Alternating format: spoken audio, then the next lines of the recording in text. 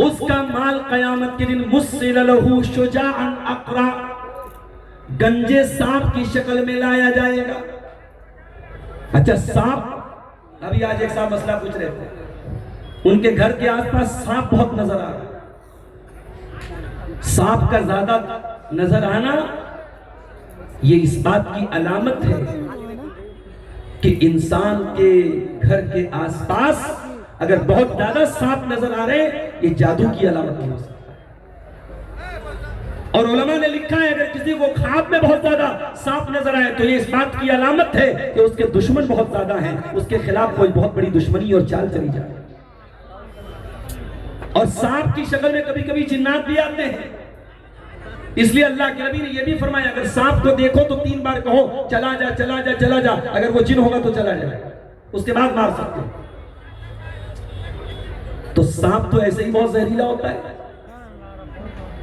अच्छा सांप अगर किसी को काट ले, तो आज इसी कटिहार के एक साहब ने मसला पूछा कि सांप काटने का विष उतारने का एक हमारे मंत्र पड़ेगा, मंत्र पढ़ते हैं भाई बाकायदा, और कहते मैंने अपनी आंखों से देखा बहुत सारे लोग ठीक हो जाते, उनका जहर उतर जाता। मैंने कहा क्या पढ़ते हैं? तो उन्होंने बड़ा उल्टा सीधा कुछ पढ़ के सुनाया, अल्लाह मोहम्मद रखो पाए सहाय, कुछ ऐसे पढ़ के उन्होंने सुनाया और कहा कि उसके बाद सूरह यासीन भी पढ़ते हैं। मैंने कहा हो सकता है कि कभी कभी ये जो सांप होते हैं जिन्नात की शक्ल में भी होते हैं, और शैतान भी जिन्नात ही में से है। हो सकता है वो कोई शैतानी जिन हो जो सांप की शक्ल में इंसान को काट रहा हो, ताकि इंसान शिरकिया कलाम पढ़े और उसका जहर उतर जाए। अगर जहर किसी को काट भी ले सांप और जहर उतारना है तो अल्लाह का कलाम पढ़ना है। सूरह फातिहा पढ़ सकते हैं आप, सूरह फलक पढ़ सकते हैं, सूरह नास पढ़ सकते हैं, शिरकिया मंत्र पढ़ने की और किसी शिरकिया मुशरिक ओझा के पास जाके उसको उतारने की बिल्कुल इजाजत नहीं। तो सांप कहा होता तो काफी था। फरमाया कयामत के दिन जो अपने माल की ज़कात नहीं निकालेगा उसका माल गंजे सांप की शक्ल में, उलमा ने लिखा गंजा सांप ज्यादा खतरनाक होता है, गंजा सांप की शक्ल में आएगा।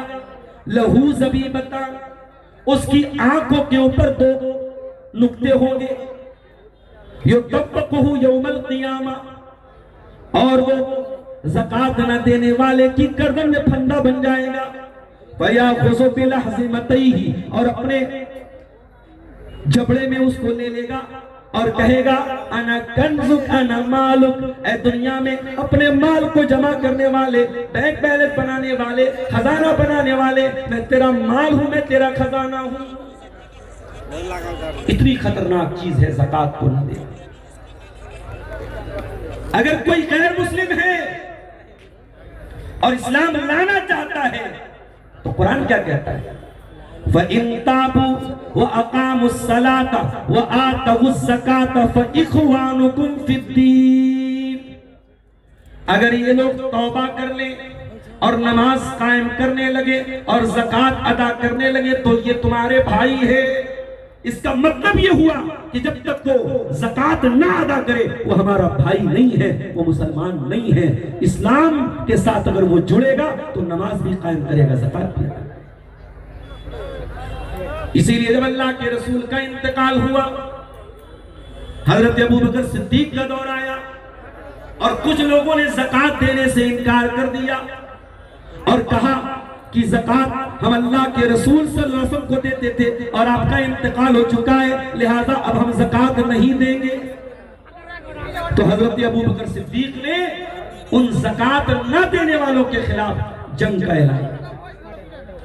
हजरत उमर ने रोकने की भी कोशिश और कहा कि ऐ हजरत अबू बकर, ऐ खलीफा वक्त, ऐ अमीरुल मोमिनीन, अगर आप ज़कात न देने वालों के खिलाफ और ज़कात का इनकार करने वालों के खिलाफ अगर आप जंग करेंगे तो अंजाम सोच लीजिए दुनिया क्या कहेगी, ये तो अपने ही लोगों के खिलाफ जंग कर रहे हैं।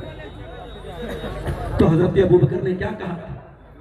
वल्लाहि लौ मनऊनी इकालन, अल्लाह की कसम अगर ये अल्लाह के रसूल के दौर में एक रस्सी भी ज़कात में देते थे या एक ऊँटनी का बच्चा भी ज़कात में देते थे, लकातलतुहुम, तो मैं उस ऊँटनी के बच्चे के ऊपर या उस रस्सी के ऊपर भी मैं जंग करूंगा जब तक उसको वसूल नहीं लूंगा।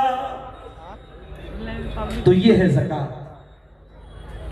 ये ज़कात, इसका नाम ज़कात क्यों पड़ा?